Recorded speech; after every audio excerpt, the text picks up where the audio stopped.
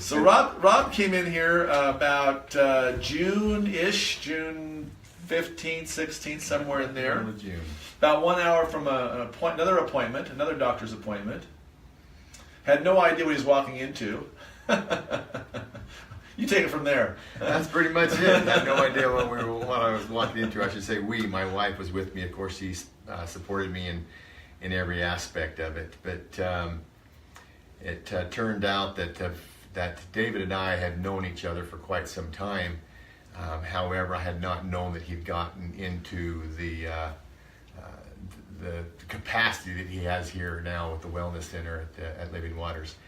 But I was a river guide umpteen years ago, and David and his family was on a river trip with us, and I was his guide.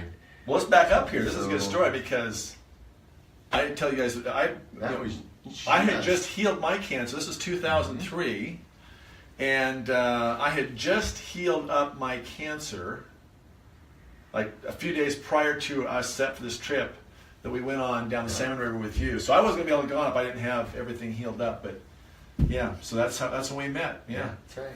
July 27th, 2003. Now that one I remembered. I remember those dates. But it was fun when I walked in the door because David had recognized me when I came right in the door. He's like, "Rob, what is going on? What's happening here?" And I pretty much had given him a report on what the biopsy was and what the doctor's reports were, and that I was diagnosed with a fairly rare cancer, metastatic melanoma, which I don't have any spot even on my skin to indicate of any kind of a melanoma, but yet that's what it was coming up at. And as I explained that to him, and David looked at me and goes, "So?"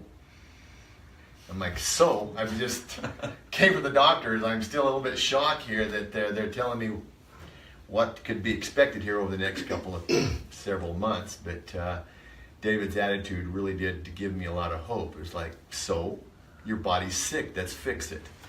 And started down his orientation section of the office here down the hall, and ran into a second acquaintance that we had known or had met just the day before, and she gave us her story, and that's kind of a personal and spiritual event in itself. And then by the way, that was Ann. So yep. Ann, who's here tonight. So it was interesting. Ann walks in the door and is like, "Oh my gosh." Yeah. So it was very, very neat, and it made the whole experience much more comfortable. As I walked around the corner then, saw Chandra, which I knew her as well from another situation from a couple of years ago. So it was like one big happy family here, and it was easy to make the decision. When I say it was easy, that's something that's very difficult to say, especially if you were the one with cancer or one with in a situation where the doctor's telling you, "Here's your three choices: chemotherapy, radiation, surgery." And for you to turn and tell your doctor that I don't feel comfortable at any of those is easy to say until you're the one in that position. And when you're in that position and you look at your wife and you look at your kids and you're trying to do anything and everything you can to extend that life and to be able to spend that time with them, it's difficult. But of course, as you've mentioned already through the board here, my story falls right into this at this point, where David started me right off. We spent. Can we back up just a bit? Let's just tell them what was, because you remember. Let's talk about the knot you had in your skin.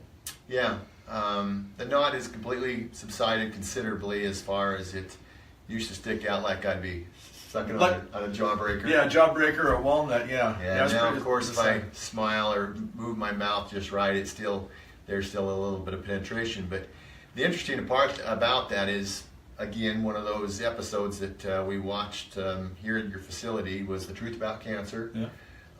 From that point, I also have followed the Square One protocol. A very, very a good program. If anybody, that's chrisbeatcancer.com. And in one of his documentaries, it basically comes out and just says, look, if you aren't seeing any more growth from these tumors, you are getting a handle of it. You know, don't give up if it's still there in 2 months. Don't say it's not working. Keep going at it. And another interesting situation he had made a comment on, that sometimes those swellings never even go away at all. But if you're in control of it, it's not enlarging, it's gone benign, I could live with a bump. Yeah, absolutely, if it's the choice of getting it tackled or worrying about, you know, if it's always going to eventually creep back up. Well, you change your lifestyle. You're in it 100%. You change things mentally. You change things spiritually. You change things emotionally and how you react and things you do. So it's a let's talk about mindset. And so when you were there, we're talking that day, and you decided to take that step forward. What was the? What was that? Was there a little bit of fear, a little hesitancy? You have both. Yeah. And one of the comments was, Rob, if you were my brother, I'd go park my car behind yours and wouldn't allow you to get out of the driveway. One of my better persuasive sales techniques, by the way. Yeah. Just back the car up. Just back the car up in front of mine so I couldn't get out. That works, though, I think. But yeah, it did, didn't it? I felt like there was some care there, that it gave me that extra nudge to move forward and say, I'm going to do this. Not am I only going to do this, I can do this, and I can succeed. I can beat this.